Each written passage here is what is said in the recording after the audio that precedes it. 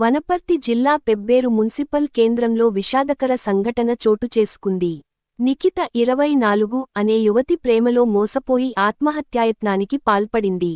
వివరాల్లోకి వెళితే, నిఖిత ప్రేమించిన జుర్రు మహేష్ 27 అనే యువకుడు మరో యువతిని వివాహం చేసుకుని ఆచూకీ లేకుండా వెళ్లిపోయినట్లు మహేష్ కుటుంబ సభ్యులు తెలిపారు.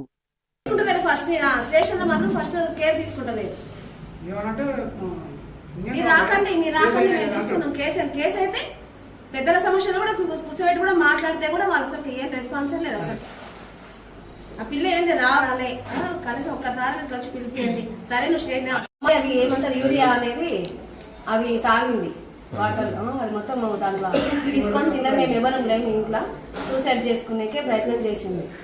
అందుకు హాస్పిటల్కి తీసుకొని వచ్చినాం. మేము అన్నారు ఆడికి కూడా మేము వెళ్ళేసి వచ్చినాం. అక్కడ కూడా అమ్మాయి అయితే లేదు.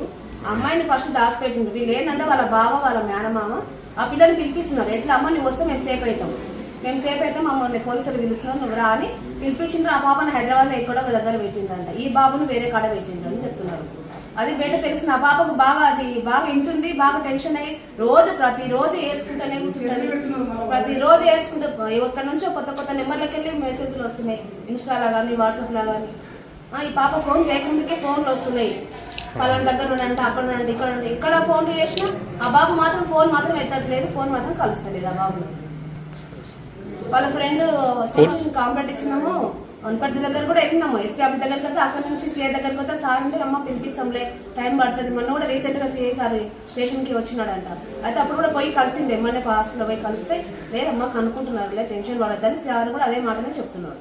మాకైతే న్యాయమే జరగాలి. నెల రోజు అయితే నా పాప అయితే నేను బతకను, నేను మాత్రం చచ్చిపోతా, నేను మాత్రం సూసైడ్ చేసుకుని కంపల్సరీ. అది ఎప్పుడు రోజు లేచిన కంచి నేను చచ్చిపోతా ఇదే అంటే ఎన్ని రోజులు మేము మా పాప దగ్గర కావాలి కాసుకొని ఉండాలి, పనులు చేసుకోకుండా.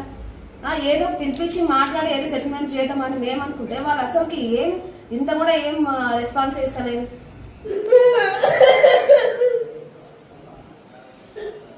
అందరికి చెప్పుకుంటే వాళ్ళ ఫ్రెండ్స్ కూడా ఇప్పటికీ నాకు మెసేజ్ చేస్తారు, నేను ఎట్లా చెప్పుకోవాలి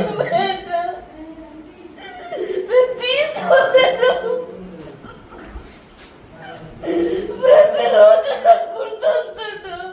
ఏ రోజు నేను మిస్టేక్ చేయలే, అంత తను చెప్పినట్టు ఎన్నుకుంటూ వచ్చిన తప్పు చేయలే ఎప్పుడు. వాళ్ళ మేడం గలీజ్గా మాట్లాడాను.